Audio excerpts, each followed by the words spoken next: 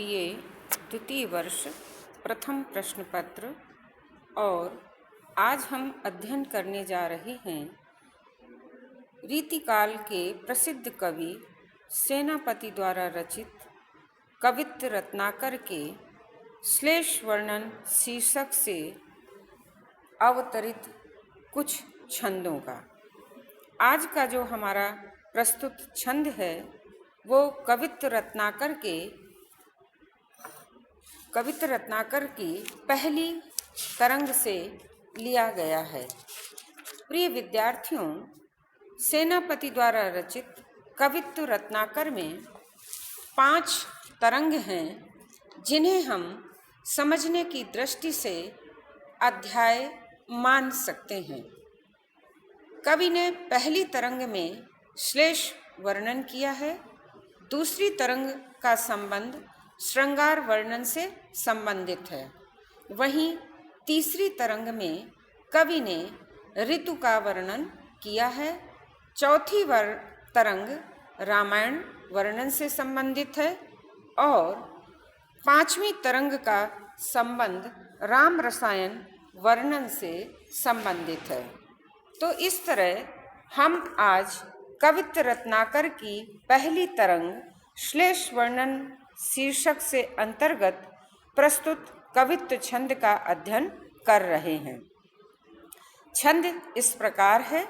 राखति न दोषे पोसे पिंगल के लक्षण को, बुद्ध कवि के जो उपकंठ ही बसती है, जोए पद मन को हरस उपजावती है, तजे को कन रसे जो छंद सरस्वती है, अक्षर हैं विशद करति उसे आप सम, जाते जगत की जड़ताऊ विनसती है, मानो छविता की उद्वत सविता की सेनापति, कविता की कविताई बिलसती है। प्रस्तुत छंद में कवि ने श्लेष वर्णन के माध्यम से एक ही छंद में अपनी कविता की विशेषताओं का वर्णन किया है। वहीं उसने प्रकारांतर से सूर्य के उदित होते ही इस संसार में क्या क्या परिवर्तन दृष्टिगत होने लगते हैं उसका वर्णन प्रस्तुत किया है। सर्वप्रथम हम कविता के अर्थ में इस छंद का अध्ययन करेंगे या स्पष्ट करने का प्रयास करेंगे। राखति न दोषे पोसे पिंगल के लक्षण को, बुद्ध कवि के जो उपकंठ ही बसती है।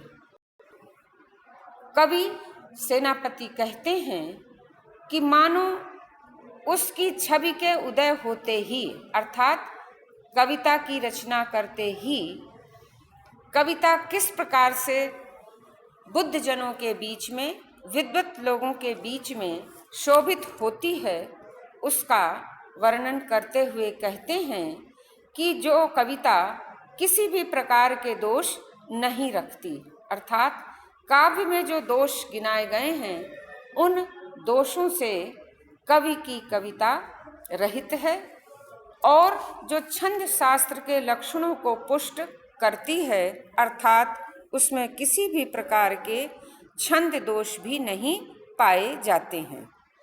और बुद्ध कवि के जो उपकंठ ही बसती है, अर्थात जो विद्वान कवि हैं उन कवियों के कंठ में ही वह कविता बस जाती है, अर्थात उस कविता का प्रभाव इतना अधिक रोचक और मोहक है कि उस कविता को सुनते ही ऐसे कवि जो सहृदय रसिक जन हैं उनको वो कविता कंठस्थ हो जाती है।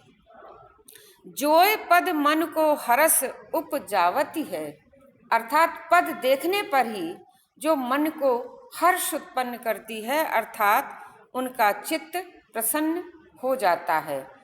और तजय को कन रसे जो छंद सरस्वती है, कर्ण रस से जो कविता छंद को भूषित करती है उसे कौन छोड़े, अर्थात कवि के द्वारा जो रचित छंद या कविता है वो कानों को सुनने में इतनी अच्छी लगती है क्योंकि उसमें किसी भी प्रकार का छंद दोष नहीं है, अर्थात वो अपने निर्माण वाले छंद से ही कवियों को या सहृदयजनों को प्रभावित कर लेती है। वे हर्ष से भर जाते हैं।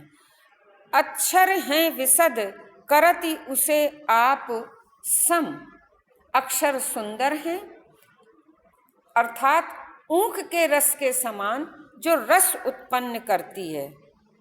छंद को देखिए, अक्षर हैं विशद करति उसे आप सम।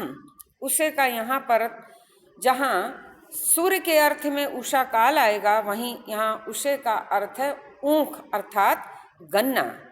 कि कवि की कविताई में अक्षर इतने विशद हैं, यहाँ विशद से मतलब है अक्षर इतने सुंदर और प्रभावकारी है वर्ण विन्यास। करति उसे आप सम, कि वह जिस तरह से गन्ने का रस पान करते ही लोगों का मुख और कंठ मीठा हो जाता है, अर्थात वे उस रस की मधुरिमा से मिठास से तृप्त हो जाते हैं, वैसे ही कविता को सुनते या पढ़ते ही वो कविता की मिठास से, उसके माधुर्य से अभिभूत हो जाते हैं। जाते जगत की जड़ताऊ विनसती है, जिस कविता को सुनते ही संसार की जड़ता अर्थात संसार का अज्ञान दूर हो जाता है। मानो छविता की उद्वत सविता की सेनापति कवि की कविताई विलसत है। कवि सेनापति कहते हैं कि मानो छंद की छवि के उत्पन्न होते ही अर्थात कविता की रचना करते ही या कविता का अध्ययन करते ही लोग उस कविता को सुनने और पढ़ने के बाद सभी के अंदर ज्ञान की उत्पत्ति हो जाती। उद्वत सविता ज्ञान का भी सूचक है, तो उन लोगों में ज्ञान की उत्पत्ति हो जाती है। सेनापति कविता की कविताई विलसती है। सेनापति जी कहते हैं कि मानो सेनापति कवि की कविता इस प्रकार सुशोभित होती है साहित्य जगत में। तो इस तरह हमने सर्वप्रथम इस छंद के जो अर्थ निकल रहे हैं श्लेष अलंकार के माध्यम से, प्रथम अर्थ कविता या काव्य के संदर्भ में किया।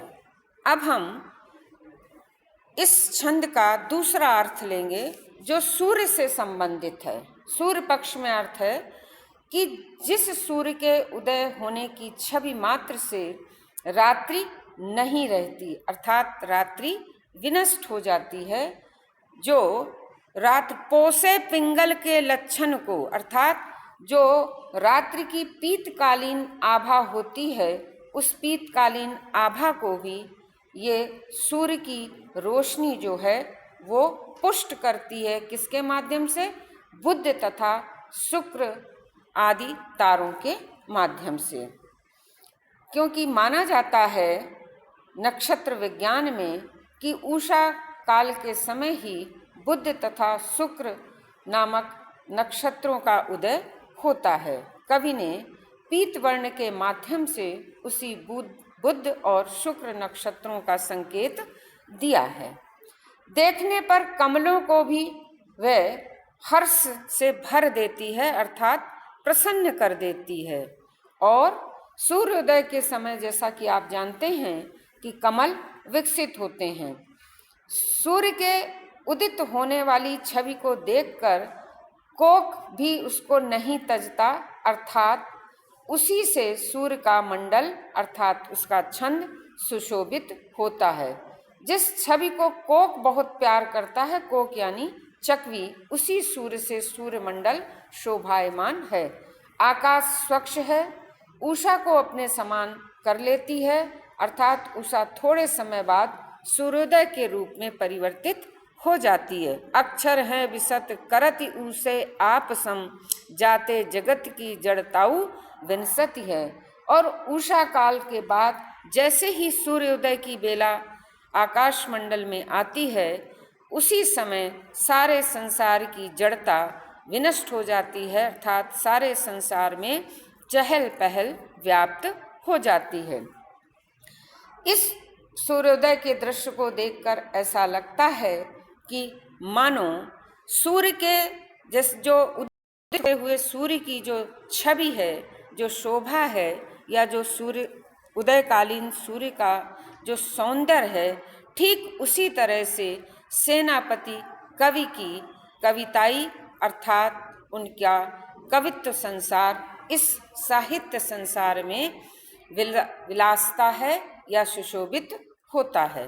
तो इस तरह प्रस्तुत छंद में हमने देखा कि कवि ने किस प्रकार एक ही छंद में कविता और सूर्य के पक्ष में दो अर्थों का संयोजन करके अपनी कवित्व शक्ति का अनूठा परिचय दिया है।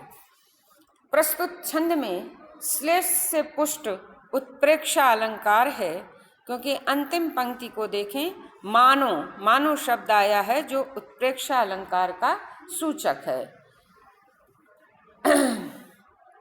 इसके साथ साथ जाते जगत की जड़ताऊ विंसति है के स्थान पर जगत की जाते जड़ताऊ विंसत है पाठ होने से इस कवि का इस छंद का और अधिक प्रवाह हो सकता है।